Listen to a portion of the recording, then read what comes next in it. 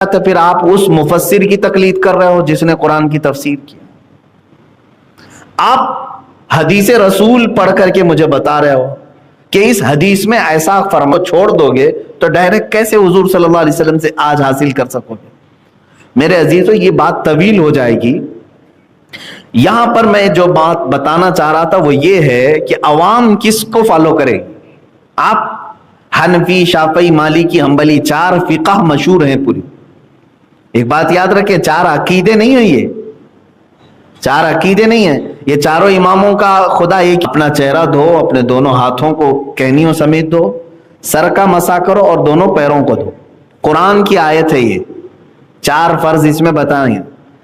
تو تیسرے نمبر پر جو لفظ آیا ہے حدیث قرآن کا، وَامْسَحُوا بِرُؤُوسِكُمْ، اپنے سروں کا مسح کرو، اپنے سروں کا مسح کرو. قرآن نے یہ نہیں بتایا کہ کتنے سر کا مسح کریں، آدھے سر کا کہ پاؤ سر کا کہ پورے سر کا. سر کا مسح کرو. اب آپ کو جب حکم دے دیا جائے، مثال کے طور پر میں اپنے کسی اسٹوڈنٹ کو کہوں پانی لے آؤ، تو وہ پانی لے کر کے آئے گا. جیسے 4 شاگرد تھے، 4 اسٹوڈنٹ تھے، میں نے 4 سے کہا پانی لے آؤ. اس میں سے ایک اسٹوڈنٹ جو ہمارا تھا، ایک شاگرد، وہ گلاس میں لے آیا، دوسرا لوٹے میں لے آیا، تیسرا بالٹی میں لے کے آیا، چوتھا برتن میں لے کے آیا. کیا انہوں نے نافرمانی کی؟ میری نافرمانی تو نہیں کی. وہ چاروں آئیں گے اور کہیں گے آپ نے صرف کہا تھا پانی لاؤ، یہ نہیں بتایا کہ کس میں لاؤ. پانی لانے میں سارے لوگوں نے ہمارے بات کو پورا کیا. گلاس والا بھی، لوٹے والا بھی، بالٹی والا بھی، برتن والا بھی لائے تو ہے پانی.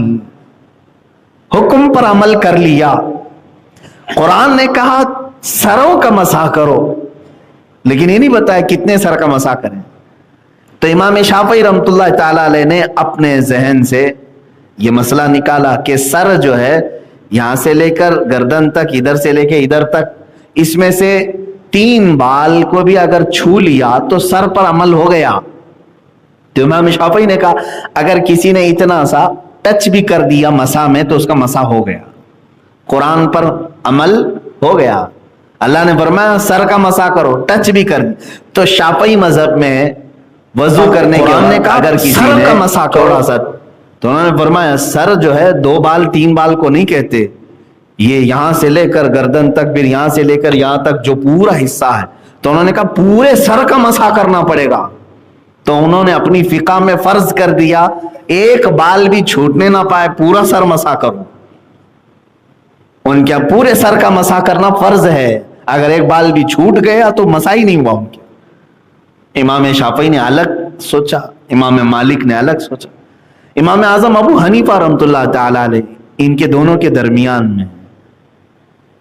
ظاہر سی بات ہے، سوچنے کا مطلب یہ نہیں ہے کہ بیٹھے بیٹھے کچھ بھی اٹکل پچھو مار دیں. ان کے پاس دلیل ہونی چاہیے، کیوں سوچا آپ نے اس طرح سے. امام شافعی کے پاس اپنی دلیل ہے، امام مالک کے پاس اپنی دلیل ہے. امام اعظم ابو حنیفہ رحمۃ اللہ تعالی علیہ نے کہا کہ ہم یہ دیکھتے ہیں کہ حضور کیسے کرتے تھے، رسول پاک صلی اللہ علیہ وسلم، کیونکہ قرآن کو وہ زیادہ سمجھ سکتے ہیں. تو رسول کریم صلی اللہ تعالی علیہ وسلم کے متعلق حدیثیں جب پڑھی کہ آپ وضو میں مسح کیسے کرتے تھے، تو الگ الگ انداز ملے. حضور اکرم صلی اللہ تعالی علیہ وسلم کے مسح کرنے کے انداز الگ الگ ملے. کبھی حضور نے پورے سر کا بھی مسح کیا ہے، پورے سر کا مسح کیا ہے.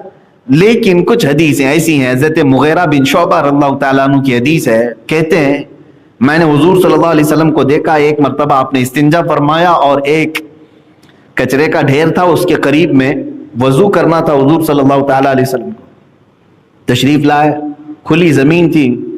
حضرت مغیرہ بن شعبہ سے حدیث ہے، کہتے ہیں کہ پانی دیا گیا، حضور نے جیسا وضو تھا پورا کیا. مسح کا جو لفظ آیا ہے تو کہتے ہیں یہ جو پیشانی کی جتنی مقدار ہے، پیشانی کی جتنی مقدار ہے اتنی مقدار میں اپنے سر کا مسح کیا.